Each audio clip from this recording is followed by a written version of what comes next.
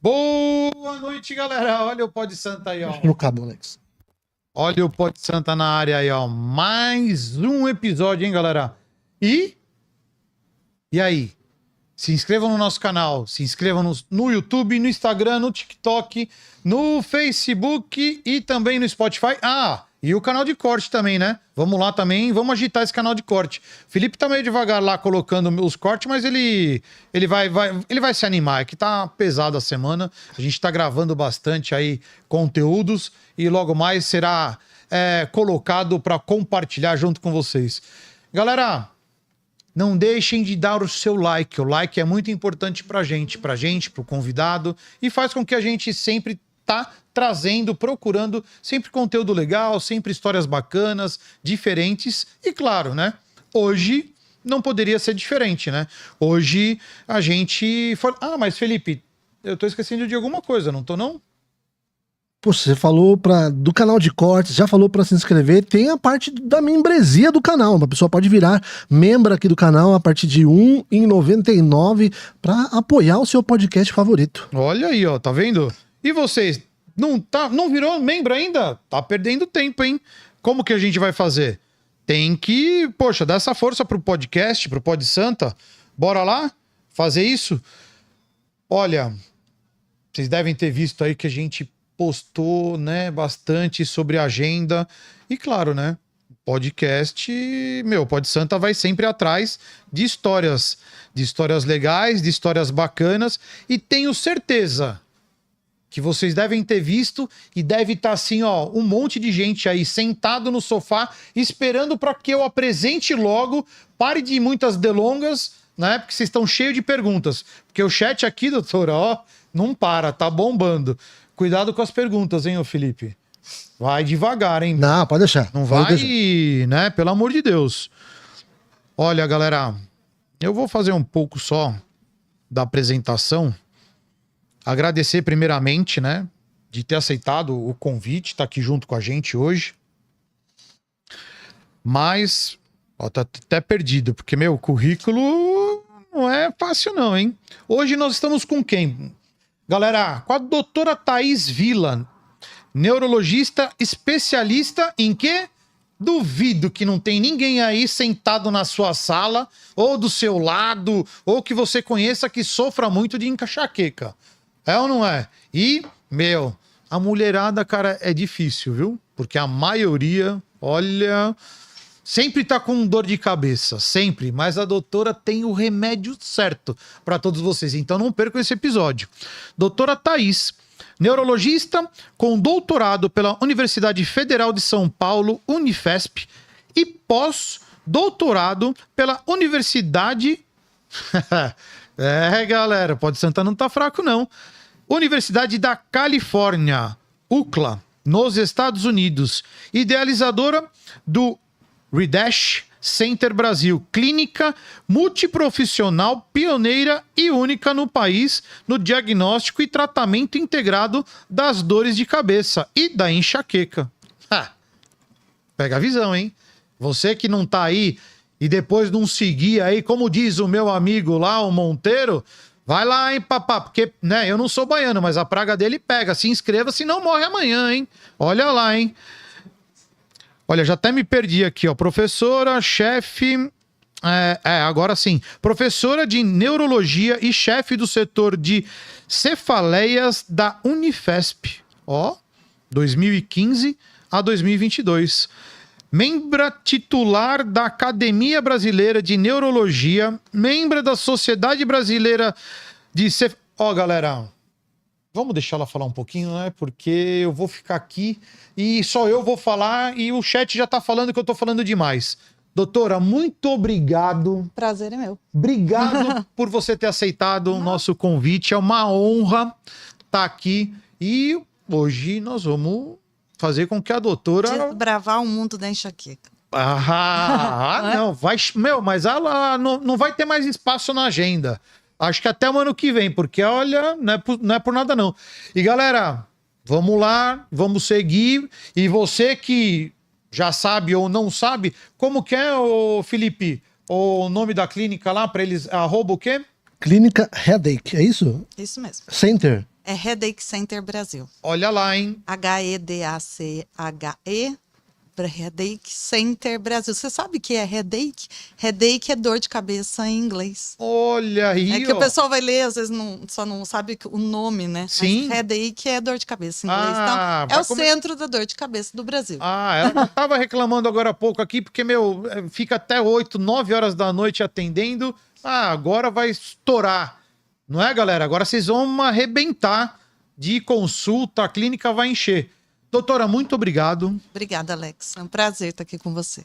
Espero que hoje, né, a senhora conte um pouco, né, Chama da sua você, história. né? Pelo amor de Deus. A doutora. Chama você, isso.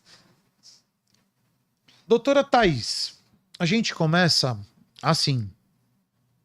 Quem é a Thaís Vila? Aquela menina, nasceu aonde? Filha de, né, do senhor, da senhora, foi criada, fez o colégio. Ô, Felipe, eu, pela cara dela, ela sentava na primeira cadeira. De jeito nenhum, ela era do fundão, Eu também acho que não. né? Também acho No que não. meio. Sabe a turma do meio? Literalmente no meio. Não, doutora, não. Quer enganar quem, doutora? Não era da Pra da mim era da fila. primeira ali, assim, ó, logo de Não cara era, do não, porque professor. senão eu não ia conseguir conversar com os amigos. Eu era bem de conversar na escola. Faladeira. Bem faladeira. Se eu sentasse bem na cara, como é que eu ia poder conversar com a coleguinha do lado? Ainda ficava sentada meio de lado assim para conversar. Então eu ficava no meio para não ficar tão lá no povo que tava perdido e nem na frente também, porque senão daí não ia dar não. Não ia dar certo. É, a gente achava um meio termo, acho que não é vida. E aí, a doutora nasceu aonde? Foi criada? Paulistana de coração, mas nascida em Marília, o sotaque Olha acho que só. não nega. Tenho ainda um porta aqui, um certo, né? Um carne, que a gente fala esse Rzinho do interior de São Paulo. Já perdi bastante, porque eu estou em São Paulo há mais de 20 anos, mas nasci em Marília. E desde criança, até vi você conversando com outro colega médico e ele respondendo isso, mas desde criança, com 6, 7 anos de idade, mesmo com pai e mãe, nada a ver. A minha mãe era professora de geografia, meu pai era agrônomo, eu não tinha médico, ninguém na família, ninguém para falar, viu o médico, viu aquele parente. Eu falava que não só eu queria ser médica, mas eu falava que ia ser psiquiatra. Dá pra você ver que o negócio já era... Porque desde criança eu gostava muito de ler bastante, sabe? Você deve ter minha idade aí, aqui mais ou menos, né? Não, 40 mais, 50 mais. Eu tô ali dos 45 mais. A gente tinha aquelas enciclopédias, aquelas coisas que os pais compravam, né? E Barça, meu pai era maníaco de comprar essas coisas. Se eu falar a minha idade, doutor, eles não vão acreditar, porque eu rodei com pneu murcho. Entendi. E aí, entendeu? Mas a gente era da época das enciclopédias, né?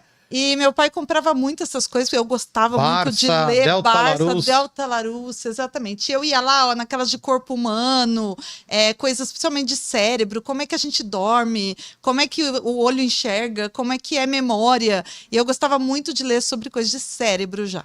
E assim, era uma coisa minha, não era o interesse da minha mãe e do meu pai, assim, acho que nasceu comigo isso.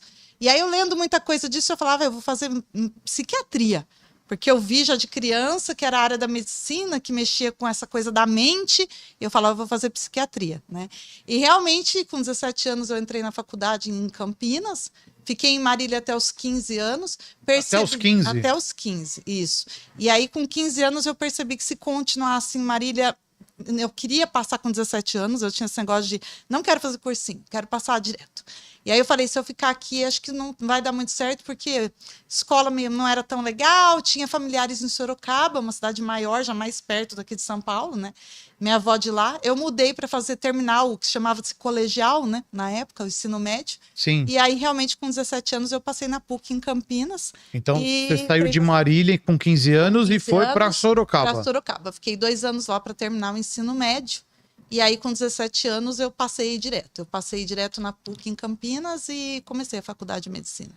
Porque é perto, né? Não é longe. Mas aí foi morar lá. Aí eu mudei para Campinas. Como eu te falava, a gente estava conversando antes do podcast, né? Minha família mudou. Veio todo mundo para Sorocaba. Veio todo mundo para Sorocaba para eu poder estudar, né? Fazer um ensino médio, um colegial melhor. E aí veio... daí veio todo mundo e aí eu estudei os 2 últimos anos do, né, o segundo e terceiro colegial, que a gente chamava, do médio, e aí com 17 anos prestei vestibular e passei na PUC em Campinas, aí fui para lá. Isso, em 96 para 97. Em Campinas. 97 eu comecei a faculdade em Campinas. E eu entrei na faculdade e falava para todos os meus amigos, eu vou fazer psiquiatria. Tinha mudado nada, eu falei, vou fazer psiquiatria, já estava assim focada na coisa. E aí, conforme eu continuei a faculdade, eu passei na neurologia, nos estágios, nas aulas de neurologia e de psiquiatria também. Mas aí eu peguei via neurologia e eu falei, não, quem estuda cérebro mesmo é neuro, né? E aí eu só mudei da psiquiatria, que eu sempre quis fazer, para neurologia. Mas isso daí foi que parte da faculdade que mudou? Quarto ano. Porque até o quarto ano a gente tem as básicas, né? As matérias básicas. E no quarto ano que a gente vai entrar nas especialidades médicas. Mas nessa fase ainda não é só quando acho que entra na residência, que hoje acho que mudou, tem o internato. O internato é o 5º e 6º ano. No quarto ano, a gente passa nas aulas de especialidades, que a gente chama, e daí no 5º e 6º ano a gente passa no internato, que já é o estágio, né? É o estágio mesmo, um estágio prático, vamos chamar assim. Mas eu entrei no primeiro ano isso, vou fazer psiquiatria. Falava para todos os meus amigos, quem fica aquilo? O que você vai fazer? O que você vai fazer? Eu quero fazer cirurgia. O outro, eu quero fazer dermato. Eu vou fazer psiquiatria. Mas quando chegou no quarto ano e eu tive contato com as aulas de neurologia, de ver como é que era o cérebro e realmente funcionamento, os exames, e passei também na psiquiatria, eu falei, vou pegar um atalho aqui e vou para neurologia. Quando fiz o internato no 5º e 6º ano, também passei pelos ambulatórios, que a gente chama, que são o estágio prático, e realmente prestei residência aqui em São Paulo para neurologia, que aí eu vim para a Universidade Federal de São Paulo, para a Unifesp. Isso aí foi 2002. 2003 eu estava para cá, em São Paulo já. Tinha 23 aninhos de idade. E aí ficou quanto tempo na Unifesp? Na Unifesp eu fiquei até 2022. Até 2022. Eu entrei em 2003, fiquei quase 20 anos lá, né? Nossa. Porque aí eu fiz a residência de neurologia, que são 3 anos de residência. Depois eu fiz o doutorado, o período de pesquisa, que eu terminei em 2011. E aí, depois de 2011, eu fiquei até 2022, porque aí eu assumi o que a gente fala que é o setor de estudo de cefaleias, que dentro da residência, da neurologia da universidade, você tem setores. Um estuda AVC, o outro estuda a epilepsia, e tinha o nosso setor que estudava dor de cabeça, né, que a gente chama setor de cefaleias. E eu fiz toda a minha pesquisa lá, e daí eu fiquei lá chefiando, que é, na verdade, com os residentes de neurologia, com os alunos da faculdade de medicina, com o pessoal de pós-graduação, até 2022, quando aí eu não consegui mais estar lá. Mas foram quase 20 anos da Unifesp, né? Uma vida lá dentro. E teve algum contato com o Dr. Férez? Ele é da neurocirurgia, né? Então a gente não tem. A minha parte de neurologia é clínica. Mas, então, não. A gente não fica junto. A parte de cirurgia é cirurgia. Mas nem lá atrás. Não, porque eu não fiz faculdade lá. Ah, tá. Eu fui nem na residência, nada de. A residência é bem separada. É? É separada. A gente o neurologista clínico, ele não faz cirurgia, ele não entra em cirurgia. A gente trata as doenças neurológicas clínicas, a gente não opera. Então, a neurocirurgia é outra residência, é outra coisa. E a gente, assim, se conhece, mas a gente não pratica junto. E aonde que entrou, doutora, aí o doutorado, nessa fase aí toda de... 2006, quando eu terminei a residência. Eu terminei a residência, fiz de 2003 a 2005, são os 3 anos de neurologia. E aí, quando eu entrei em 2004, no 2º ano, eu passei nesses ambulatórios. E o primeiro que eu passei foi esse que eu fui a chefiar depois, que era o ambulatório de dor de cabeça. E aí, quando eu entrei lá, eu lembro que foi o primeiro estágio, começo de ano, fevereiro, eu apaixonei, assim. Eu falei, aqui eu não saio nunca mais. E realmente, e te falar, porque nunca tive dor de cabeça. Não tenho familiares com enxaqueca. Não era uma coisa da minha convivência, assim, de infância, né? Falar, tem alguém que você viu sofrendo com isso frequentemente. Na minha família não temos, mas eu gostei muito, porque quando você vai estudar a doença, a enxaqueca, ela é uma doença do funcionamento do cérebro. Então, na hora que eu entrei ali, eu falei, todas as perguntas que eu quero fazer, por que as pessoas têm dor, por que as pessoas têm ansiedade, por que as pessoas dormem mal, tava tudo ali, né? Então, tudo que eu gostava desde criança e ficava perguntando e queria estudar, estava ali, porque a enxaqueca é uma doença do funcionamento do cérebro. É o cérebro funcionando de um jeito diferente. Então, você tem que aprofundar muito em como o cérebro funciona, e eu apaixonei. E aí, em 2004, eu entrei como residente para terminar a residência. E aí, em 2006, eu já tinha a chance de poder começar a pesquisa de doutorado, e eu fiz uma pesquisa que foi até 2011, quando aí eu defendi minha tese e fiquei lá. Aí, em 2013, eu fui para Califórnia também, então teve todos esses adendos. Nossa, doutora. É Tudo uma em jornada. doutorado. Depois que eu concluí o doutorado em 2011, o pessoal da universidade falou para mim, olha, é importante agora que você fez o doutorado, para você assumir aqui a chefia, né, do nosso ambulatório, do setor, que você faça um pós-doutorado fora. E aí, realmente, eu tive contato com o pessoal lá na Universidade da Califórnia, em Los Angeles, fui convidada para ir fazer uma pesquisa lá, e eu fiquei um ano lá em Los Angeles, que foi o ano de 2013. Aí, em 2013, eu fiquei o ano todo lá. Mas aí eu já estava atendendo, nessa época eu já tinha consultório, já fazia só essa área de enxaqueca também quando eu fui para a Califórnia, né? Então já foi um saltinho aí um pouco, talvez eu dê um salto rápido para as coisas. Nossa, que loucura! Novinha ainda também. Quando fui para lá, estava com 33, 34 anos. Também novinha. Doutora, olha só. Formei cedo, né? Já tinha 10 anos de formada. Pô, mas já. tá louco, né? Que experiência. Olha só, o Elton Carlos, obrigado pela pergunta. Já começaram, doutora. Não tá parando aqui, ó. Doutora, é verdade que mulher tem muita dor de cabeça mesmo? Ou é desculpinha para não dormir com o marido? Não é desculpa, não. Não, e na verdade, você sabe que as mulheres têm muito mais do que elas falam. É o oposto do que os homens pensam. Elas sofrem caladas. E aqui as mulheres que vão estar me assistindo vão falar isso mesmo. Elas sofrem e não falam para não parecer chatas. Exatamente, para não ficar, poxa, toda hora vou falar que estou com dor de cabeça. A mulher tem mais realmente dor de cabeça que o homem, mas por favor, o homem tem também. Tá? Então não é uma coisa. E quando a gente fala de enxaqueca, que é uma doença, o homem e a mulher têm igual. Tanto que você pega por criança, quando o homem e a mulher é criança, não tem ainda hormônio, puberdade, nada disso, o homem e a mulher têm enxaqueca na mesma proporção. Só que aí, quando a mulher entra nessa fase de períodos hormonais, entra o estrogênio, que é importante para a mulher, elas têm mais crises de dor de cabeça. Realmente, elas sofrem mais com as crises. E sofrem muitas vezes caladas. Então, às vezes, o homem acha que a mulher está falando muito. A maioria das vezes, elas estão se medicando sozinhas e sem falar nada mais disso para ninguém, para não parecer repetitivo, né? Nossa, então é verdade mesmo. Elas não estão... Não estão. Não estão. E é bem debilitante. Ninguém tá querendo se sair de nada com isso aí, não. E aí, Elton? Como que fica, hein? Será? Tem uma pergunta aí. Nossa, a Niceia, ó. Tá cheio de perguntas. A Niceia, um beijo, minha linda.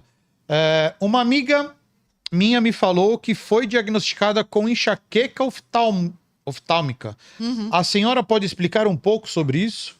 É um nome antigo para hoje a gente fala enxaqueca com aura, mas o que é isso? São pessoas que têm enxaqueca e junto com a dor de cabeça, elas têm um sintoma visual agudo, de visão, perder metade da visão, ver brilhos, ou então ver tudo embaçado, mas é um sintoma da doença, da enxaqueca mesmo. Isso pode vir junto com a crise, logo antes da dor, no pico da dor também. Antigamente falava oftálmica, mas isso aí é da década lá de... Hoje o nome correto é enxaqueca com aura. Doutora... Simone, essa sua amiga é antiga então, hein? A doutora falou uma coisa nova, porque eu não sabia que ela chamou a enxaqueca de doença, eu não sabia. Eu achava que a enxaqueca era desencadeada por alguma ação no dia a dia da pessoa. Então ela nasce com isso ou desenvolve? Perfeito. Essa é a grande confusão que nós vamos todo dia falar em todos os lugares, que enxaqueca não é dor de cabeça. Porque dor de cabeça é isso, é um sintoma, como ele falou. Eu posso ter dor de cabeça porque eu bati a cabeça, porque eu tô desidratada, porque eu tô com dengue. Agora, enxaqueca é uma doença hereditária. Realmente a pessoa nasce com a tendência genética e um dos sintomas é dor de cabeça, mas tem um monte de sintomas. Um deles é esses sintomas visuais, que a pessoa acabou de mandar a Niceia, né? Acabou de mandar a pergunta falando dos sintomas oftalmológicos, que a pessoa vê os brilhos ou fica com a visão embaçada e que não é propriamente a dor de cabeça. Então, sim, ele é uma doença. Não é dor de cabeça, gente. Enxaqueca não é igual a dor de cabeça forte. As pessoas acham assim, eu estou com enxaqueca. Não, você tem a doença enxaqueca ou não. Você pode estar em crise ou não estar em crise. E a pessoa pode ter enxaqueca e naquele momento ela não está tendo nenhuma dor de cabeça, mas ela tem a doença e as crises podem acontecer, determinado gatilho que ela passe, né? Olha a Soraya.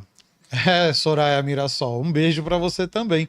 Caramba, passar de primeiro num vestibular de medicina é um dom. Eu falei, galera, eu não acredito que ela ficou sentada no meio. Não, não, não. Passar na primeira, né, assim, poxa.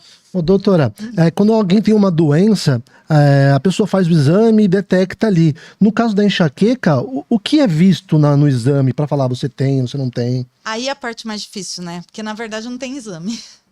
O diagnóstico é totalmente clínico e depende do conhecimento do médico em fazer o diagnóstico e do paciente contar a história dele pra gente. Entendi. Não tem nenhum exame, por exemplo, aqueles exames de neurologia, tomografia, eletro da cabeça, que escreva laudo enxaqueca. Vem tudo normal. E aí a pessoa procura um neurologista, ele com a queixa da dor de cabeça e outros sintomas da doença. O neurologista pede o exame, vem normal e vira para a pessoa, você não tem nada. E isso é muito frustrante, porque o exame é para estar normal. Porque se tiver um tumor, um AVC, ou encontrar um aneurisma nesse exame, aí a dor de cabeça é causada por essas outras doenças. Como eu falei até para ele que eu me apaixonei pela área, porque a enxaqueca é a fotografia do funcionamento do cérebro em desequilíbrio. Então você tem que entender de funcionamento e nenhum exame vai te dar pista. Por exemplo, minha esposa, ela tem no período fértil, do nada vem, sempre, né? Não do nada, mas sempre nesse período. Tem alguma coisa a ver? Já foi estudado isso? Sim, porque o cérebro da mulher com enxaqueca, quando tem a oscilação dos hormônios do ciclo normal, então ela pode ter ovulação normal, que é o período fértil, menstruação, tudo saudável. Mas o cérebro da mulher com a doença, com a enxaqueca, ele é mais sensível a essas mudanças. Então aquilo vira um gatilho para acontecer a crise. Uau. Então a mulher, inclusive com enxaqueca, ela tem muito essa crise. A crise, eu falo o pico, a dor muito forte, enjoo, pode vomitar, uma dor que tira ela das atividades, que ela com certeza vai medicar essa dor no período perimenstrual e na ovulação, que é o período fértil que você está falando. E aí você disse que ela vai se medicar, como as pessoas se medicam, você disse logo no começo. Tem algum medicamento específico nesse tipo de caso, assim? O ideal é daí ela tendo o diagnóstico, primeira coisa é tratar para não ter a crise, né? O que a gente faz na clínica? A gente busca tratar porque enxaqueca é uma doença crônica. Então, igual diabetes, pressão alta. É que nem você falar, quando subir minha pressão eu tomo um remédio, daí não faço mais nada. Infelizmente, enxaqueca, como é encarada como uma crise, a pessoa tomar só o remédio na crise não vai evitar em nada que ela tenha outra crise amanhã. Então tem cura. Na menstruação. Não tem cura. Ah, tá. É uma doença crônica, como diabetes, pressão alta, colesterol alto. A gente vai manejar a doença e controlar a doença. Porque um paciente com a enxaqueca controlada, ele não tem crises. Uma mulher que tem a enxaqueca controlada, ela menstrua, tem período fértil, não sente nada. Aí as mulheres, isso é possível? Vou mandar aí talvez um chat. Isso é possível? Sim, é totalmente possível. Se você tiver o diagnóstico, encarar como uma doença e tiver um tratamento, sim, como uma doença, nós vamos evitar os sintomas e o pior são as crises severas que as pessoas têm de dor de cabeça, né? Entendi. Cara, que doideira. Você tem quantos filhos, Felipe? 2. Então ela só teve 2 vezes enxaqueca? Como assim? Não, todo mês ela aparece. Você falou que no período que ela tá grávida, não é? Não, no período fértil, eu comentei. Tá. Todo mês. Perdão, eu falei, meu... 2 vezes. O cara deve estar fazendo uma penca de filho lá, querendo aposentar muito mais cedo. 2 vezes a ovulação dela virou filhos. Mas aí que tá o resto todo da vida dela, que a mulher começa a menstruar aos 12, 13 anos ou antes e vai parar às vezes aos 50. Essas mulheres todo mês podem ter crises muito severas a cada praticamente 15 dias. Então, na período época da menstruação, período da ovulação. Então, imagine, uma crise de enxaqueca pode durar dias, 2, 3 dias. Essa mulher, 2 vezes tendo isso, uma semana do mês ela está incapacitada. Ela perdeu aí 1/4 do mês dela incapacitada por uma crise muito difícil. De uma doença que ela não sabe que é doença. Na menopausa, isso tem de assumir, será, então? As crises podem, porque tem mulheres que pioram, mas as crises podem diminuir. Mas como enxaqueca não é só a crise, outros sintomas podem piorar muito. Então a mulher pode começar a ter fogacho, que é aquele calorão, que é mais comum em mulher com enxaqueca. A mulher pode começar a ter déficit de memória, pode começar a ter tontura, pode entrar em sintomas de ansiedade e depressão. Então, como a doença não é só a dor, ela vai mudando de jeito. conforme tá certo, no caso da mulher, tem interação com os hormônios ou não. Entendi. Mas se a pessoa não tratar, a enxaqueca começa com sintoma em bebê, a gente já sabe reconhecer em bebê. Caramba. E a pessoa vai até morrer lidando com esses sintomas. E você pode falar sobre o tratamento? É o tratamento que a gente faz, principalmente na clínica. Ó, galera, o tratamento ela vai falar se alguém fizer a pergunta no superchat. Porque aí já virou consulta, né? Ô, Felipe. Ele tá querendo dar um jeito. Ele já tá querendo trazer a mulher dele pra gente. Não, ele já tá querendo fazer. Mas você reparou que tudo dá corte isso daí, hein? Tudo isso daí que vocês estão falando dá um baita corte legal. Então, mas o mais importante, sabe, é o diagnóstico. Porque a maioria das vezes a pessoa vai tratar a crise. É o que a gente está falando. Ou ela vai ter, por exemplo, desse médico, um medicamento para ela tomar na hora da crise e depois conviver com aquilo e esperar a próxima, né? Então, o mais importante é ter o diagnóstico, porque a gente tem que fazer um tratamento que previna a doença e que a pessoa não sofra com essas crises aí. Sim. Olha, doutora, todo mundo elogiando. Já vi a doutora na TV. Sim. Perguntaram de novo, Sérgio Washniak, é isso? O que te motivou a se especializar em enxaqueca? É bem legal, né? É o que eu falei, porque quando eu cheguei e vi aquele passeio, eu falo que o que me motivou são as pessoas que sofrem com enxaqueca. Porque elas chegavam para mim e falavam, olha, além da dor de cabeça, eu durmo mal à noite. Além da dor de cabeça, eu também tenho ansiedade, a minha memória tá ruim, eu tenho dor no corpo todo. E eu ficava, meu Deus, mas por quê? Porque como eu nunca tive, eu falava, como assim? O que a dor de cabeça faz a pessoa ter tudo isso? O que tá acontecendo? Então, aquilo me motivou a falar, gente, tem muita coisa para estudar. É o jeito de eu estudar o que tá acontecendo nesse corpo. E era vindo tudo do cérebro. E como eu sempre gostei de estudar essas coisas de cérebro, acabei me apaixonando pelas pessoas e as suas queixas aí com enxaqueca, né? Cara, era um mundo diferente para mim. Realmente eu não tenho a doença. Quando eu tive os primeiros contatos lá com 24 anos de idade na residência, eu falei, meu Deus, tem gente que tem dor todo dia. Né? E isso é bem comum, inclusive, né? Hoje eu tô há 20 anos nisso, há 20 anos cuidando da cabeça, cuidando de uma doença. Então, desde que 2005, 2006 eu já estava começando o doutorado, né? Então, eu já estou nessa área há praticamente 20 anos. Então, você vai conhecendo e se aprofundando e vendo o sofrimento das pessoas e o quanto é debilitante. Você fala, muita gente sofre, não só com... É o que a pessoa fala, antes fosse só dor, né? Mas com insônia, com ansiedade, com cansaço crônico. É uma doença muito debilitante.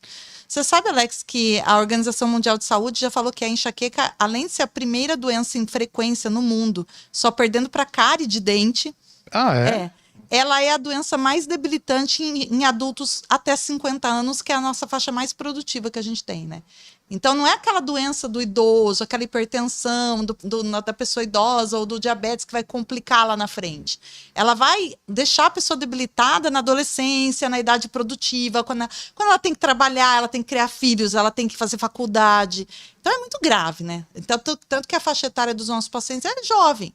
A gente atende a maioria dos nossos pacientes na faixa dos 20 aos 50 anos. Exatamente essa faixa do adulto jovem, né? Nossa. Doutora, fala uma coisa para mim. Qual foi o caso mais difícil, já que a doutora pegou de enxaqueca, que já tratou? Qual foi a coisa que foi mais perrengue? Eu acho que muitos, porque na verdade acho que o grande desafio é a enxaqueca que o paciente tem crise todo dia. E hoje na clínica, como a gente é uma clínica de referência, uma clínica especializada, hoje, depois de 20 anos, sim, a gente pega só isso e eu sei o que está acontecendo. Mas você imagine no começo, uma pessoa chegar para você e falar, eu tenho crise 24 horas por dia de dor de cabeça. Eu tô com dor de cabeça 24 horas por dia, eu tô me medicando o dia inteiro, tomando remédio analgésico, anti-inflamatório. E aí, o que você vai fazer? Primeiro, por que isso está acontecendo? Hoje, depois de uma vida vendo isso, a gente sabe que enxaqueca tem essa condição de piorar, assim, a um nível assustador. Da pessoa falar isso, 24 horas estou de cama, já tive pacientes que pararam o trabalho, que largaram faculdade, que simplesmente a vida parou, porque a pessoa não consegue fazer mais nada. Ela tem muita dor da hora que ela acorda, a hora que ela dorme e vive à base de remédios, de tomar 10 comprimidos de medicamento analgésico por dia. Nossa. Sim. O tipo sanguíneo tem a ver, doutora? Não, nenhuma relação. Nenhuma Nada relação. a ver. Nada a ver. Nenhum estudo nunca mostrou nenhuma relação sobre isso, não. Mas a gente pega hoje no dia a dia da gente, porque, de novo, como hoje, já estou há muito tempo aí nessa vida, a gente é uma referência, a nossa clínica é uma clínica especializada no tratamento de doenças, chega para nós muitos casos graves. Então, eu falo que todo dia é um desafio, né? E por isso que eu tenho uma equipe grande, multidisciplinar, que vai ajudar a gente a olhar todos os aspectos, inclusive, né? Da saúde da pessoa, porque o cérebro manda em tudo, né? Então, a hora que esse cérebro tem lá um desequilíbrio que a gente chama neurotransmissores, são substâncias do cérebro que fazem a gente existir, a gente pensar, a gente dormir. A pessoa bagunça tudo nela. O dormir, o pensar, a atenção, a fome, a hora de comer e de parar, urinar demais, tudo tem relação com esse cérebro com enxaqueca, que é essa doença. Então é muito sintoma. É muito. Dá pra fazer assim, a gente tem posts no Instagram que tem lá 30 sintomas e a gente não falou tudo. Nossa. Que é a central de comando, né, Alex? Então vai mandar em todos os órgãos que tem que responder, é o cérebro, é o corpo da gente inteiro. Então é muito sintoma, por isso que a pessoa é muito debilitada. Doutora, explica uma coisa pra gente. O que é a enxaqueca vestibular? O pessoal tá perguntando. Enxaqueca vestibular eu falei daquela com aura, né? Que a pessoa tem aura visual, que é o mais comum, ficar vendo brilhinhos ou embaçar a vista. Um outro sintoma que a pessoa pode ter é tontura. Uma tontura que pode girar, tipo, que nem se fosse uma labirintite. Então a pessoa eu estaria parada aqui e de repente o seu estúdio começaria a girar em volta de mim aqui. Ou também tontura de como se saísse de um barco, tivesse mareado, se sentisse em desequilíbrio. Então, quando a pessoa tem enxaqueca, o sintoma de tontura é um sintoma bem comum da enxaqueca, inclusive. Ele é muito importante. Eles vão dando esses nomes para classificar a doença. Se tem muita tontura, eu falo que é vestibular. Se tem as auras visuais, é enxaqueca com aura. Mas a doença é a mesma. E a pessoa, durante a vida, muda os sintomas. Então, a gente até falou de fase de menopausa e se continua com muita dor. A tontura é um sintoma muito comum da pessoa, da mulher acima de 50 anos. A dor baixa, aí ela fala assim, eu curei. Ou então, por exemplo, vai uma paciente de 30 e fala, minha mãe curou na menopausa. Eu falo, mas como que curou se a doença é crônica? Não, agora ela só tem labirintite. Aí eu falo, ela vive tendo crise de tontura, é isso? Eu falei, ela continua tendo enxaqueca. Então, a crise de tontura é sintoma da doença. E aí, quando é muito predominante, eles deram esse nome de enxaqueca vestibular. Sabe por que eu perguntei, doutora? Porque foi o seguinte, agora recentemente, a minha filha mais nova ficou internada há uma semana. E o que estava acontecendo? Foi muito engraçado.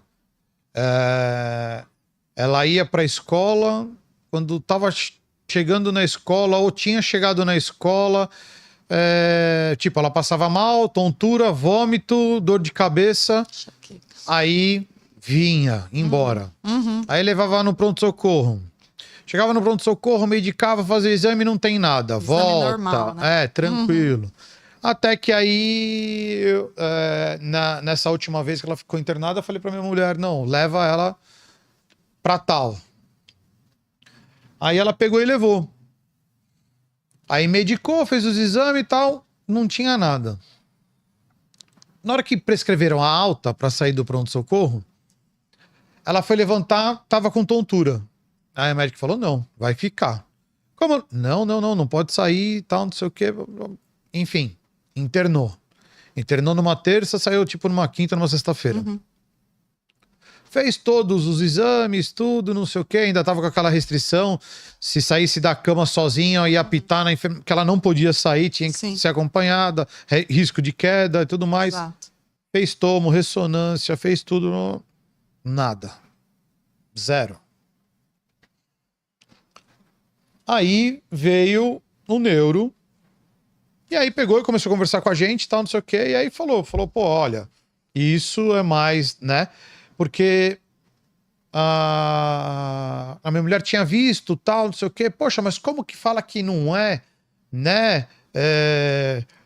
Tipo labirintite. Todo mundo falava que era labirintite. Fui, fiz os exames, tudo, não sei o quê. Zero. Nada. E aí, o que resultou nisso tudo? Ansiedade. É enxaqueca. Ansia... Bem possível enxaqueca, mas acaba esse diagnóstico. Porque ela tem TDAH. Aí ela já vem sendo tratada com neuro desde os 8 anos, né? Uhum. E aí o que aconteceu? A pressão.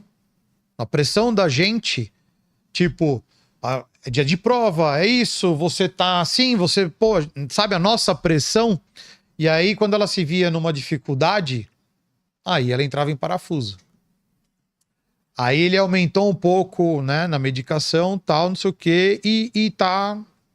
Parece que tá agora resolvendo. Não tô aqui para falar nada, mas é muito comum as pessoas com enxaqueca terem diagnóstico de TDAH, porque um dos sintomas mais precoces da enxaqueca é na criança o déficit de atenção. Tanto que o meu doutorado foi sobre isso. Déficit de atenção em crianças com enxaqueca. Foi inclusive um estudo pioneiro, é o primeiro no mundo que foi publicado isso. Eu publiquei ele em 2009 e eu avaliei lá na Unifesp as crianças com enxaqueca, crianças que não tinham a doença, e realmente por testes padronizados de atenção, as crianças com enxaqueca tinham bastante déficit de atenção comparado com as que não tinham. E como, de novo, enxaqueca para os médicos também e para as pessoas não é doença, se uma pessoa é desatenta, ela tem TDAH. Só que aí abre dor de cabeça, tontura, essa sensibilidade ao movimento, de descer do carro, nausear e vomitar, que chama cinetose. Começa a abrir um outro quadro mais florido. Se você juntar tudo isso, realmente a enxaqueca pode dar. E aí vem os diagnósticos dos sintomas. Diagnóstico de déficit de atenção, diagnóstico de labirintite para tontura, diagnóstico de ansiedade. Eu falo, e o paciente ele é cortado em vários pedaços e recebe um monte de remédio para vários sintomas e não trata a causa base. Essa é a história da enxaqueca. É a história da jornada do meu paciente com enxaqueca. É ele receber diagnóstico de sintoma e nunca conseguir ter diagnóstico de uma doença que, como eu disse, é a mais prevalente que existe. Mas, infelizmente, enquanto não aparecer uma dor de cabeça forte e típica, essa pessoa não vai ser diagnosticada. Ela até teve dor de cabeça também, vomitou, teve tontura junto, que é esse quadro vestibular que você me perguntou mesmo. Mas o mais comum da criança, por isso que eu te falei, a gente estava conversando antes, né? De criança, e eu falei, a criança não vai chegar pra gente. Por quê? Porque ou ela vai ser, é coisa de frescura, não quer ir pra escola, ou isso é ansiedade, ou ela vai ser diagnosticada com TDAH. E aí o problema é que ela vai tomar normalmente pro TDAH um remédio que é um psicoestimulante, que são que se dá para tratar o TDAH. E é exatamente esse remédio que na pessoa com enxaqueca, que a causa da doença é ter um cérebro sensível e muito excitado, por isso a questão da tolerar a pressão é difícil, vai excitar mais ainda. Aí ela com o diagnóstico de TDAH lá na frente, hoje está com tontura, vomitando, tendo dor de cabeça, e aí a pessoa não entende por quê, né? Então, não estou aqui para falar nada, porém, eu já vi esse filme, é o que eu vejo todo dia, claro, e as pessoas não têm o diagnóstico. O diagnóstico de enxaqueca é isso, porque como não dá nada no exame, é isso que você falou, não deu nada no exame. E aí vão para doenças que as pessoas acham que são doenças. Primeiro que labirintite também não é doença, porque labirintite é uma infecção por vírus do labirinto. Na verdade é isso, a pessoa não está com uma virose no labirinto toda hora. Né? Então, a pessoa, então não é porque não tem vírus.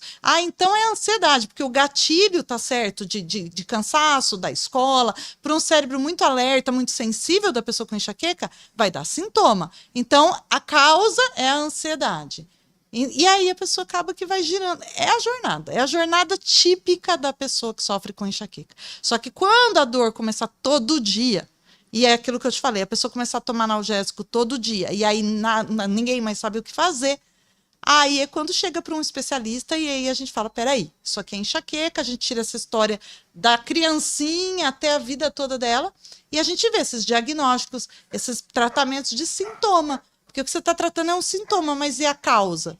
A maioria das vezes, na verdade, na enxaqueca, a causa não é TDAH. A própria enxaqueca deixa a criança desatenta. A pessoa com enxaqueca tem uma dificuldade de focar, porque o cérebro está muito alerta, ele não para de ficar captando o estímulo do ambiente, e a hora que ele tem que focar nas coisas, ele não consegue focar.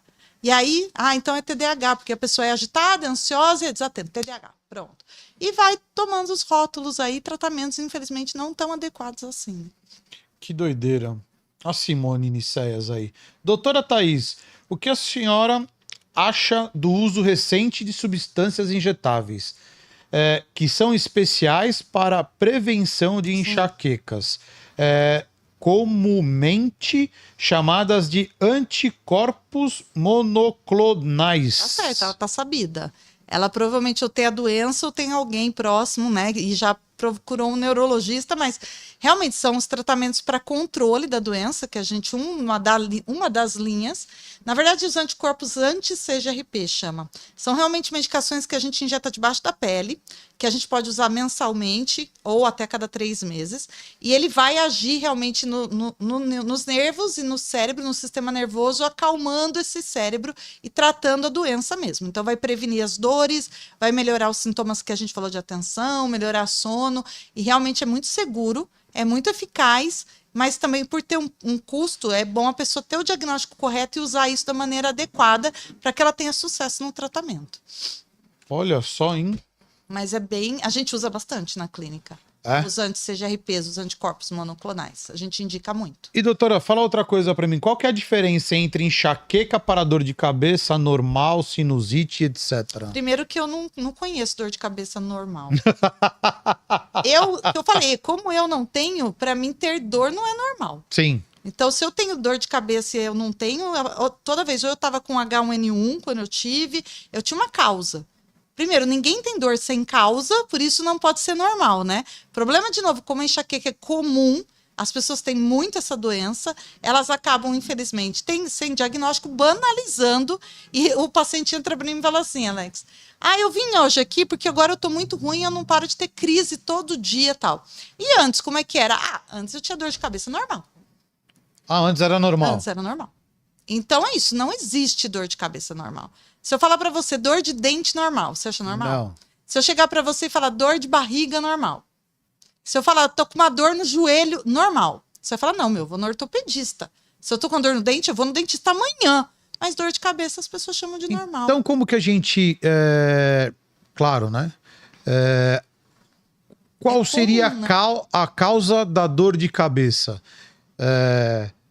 Ela tem vários estágios ou é através do seu organismo que estimula alguma coisa no cérebro? Como que funciona isso que não é uma dor de cabeça, né? Uma dor de cabeça normal, a mais aguda, enfim. Uma que tem aquelas que é enxaqueca, que você não consegue abrir o olho na claridade. Enxaqueca não dá só dor assim, né? Enxaqueca dá dores pequenas também.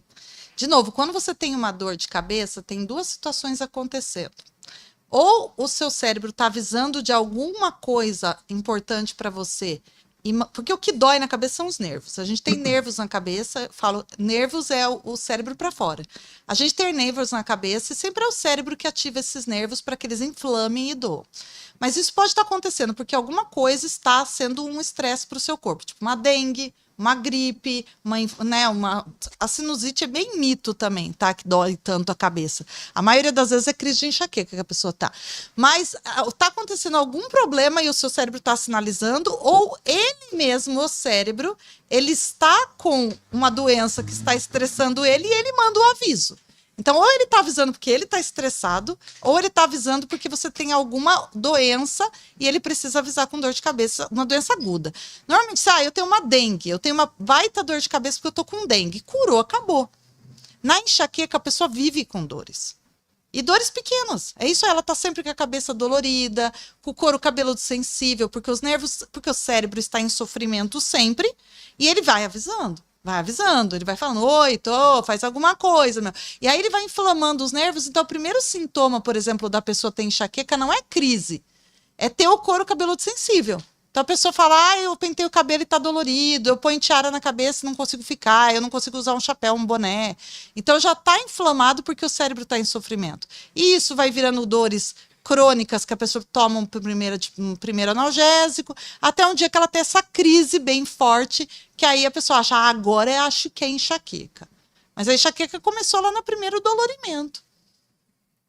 Então é muito mais que a crise. É essa confusão que é a vida inteira da gente. Eu falo que tinha que trocar o nome da doença, começar do zero. Falar, vamos dar outro nome, vamos reinaugurar isso daí, porque enquanto achar que é enxaqueca, as pessoas vão achar que é a crise de cama.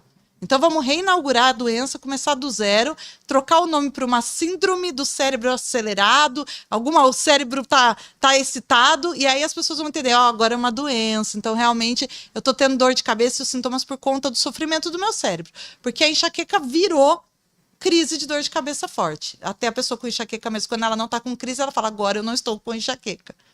Essa é a fala da pessoa. Só que a pessoa que tem enxaqueca, ela sempre está com enxaqueca. Sabe uma coisa que eu também já ouvi, doutora? É que o tratamento com Botox Primeira linha. Junto com esses anticorpos monoclonais que estão há 5 anos no Brasil, porque é mais ou menos o tempo que eles foram lançados no mundo. Mas o protocolo de uso de Botox para enxaqueca já tem quase 15 anos que a gente usa. Não é nenhuma novidade. E 90 e tantos % das pessoas nem sabem que isso existe, que Botox é usado além de estética para ruga, né? Mas tem um local certo para poder introduzir. Os nervos. Porque é o que eu falei. Não adianta fazer nenhum preenchimento que vai melhorar Não. Tem um protocolo bem certinho que vai pegar todo o mapa dos nervinhos na cabeça. Normalmente a pessoa com enxaqueca, os nervos que doem a cabeça dela é a fronte, têmpora, atrás, na nuca, o pescoço. A pessoa tem muita tensão e dor no pescoço quando tem enxaqueca e nos ombros. E aí a gente vai cobrir os nervos com o Botox, vai aplicar esse Botox também debaixo da pele, o nervo vai absorver a toxina botulínica e vai desinflamar e falar para o cérebro acalmar. Então ele modula os neurotransmissores que o nervo está inflamando ali e que também o cérebro está liberando para que isso aconteça. Então é um jeito de eu acessar o sistema nervoso da parte de fora dele, que é os nervos, e que na dor é a fonte do que está acontecendo, né? É muito, muito eficaz, desde que a pessoa, de novo, tenha um diagnóstico e faça isso do protocolo correto, da técnica correta e também não entupida de remédio. Porque o problema da pessoa com enxaqueca é que ela normalmente está lidando com a doença se medicando. E a maioria das vezes ela não sabe que ela está se medicando. Pegou a visão do corte aí, Felipe?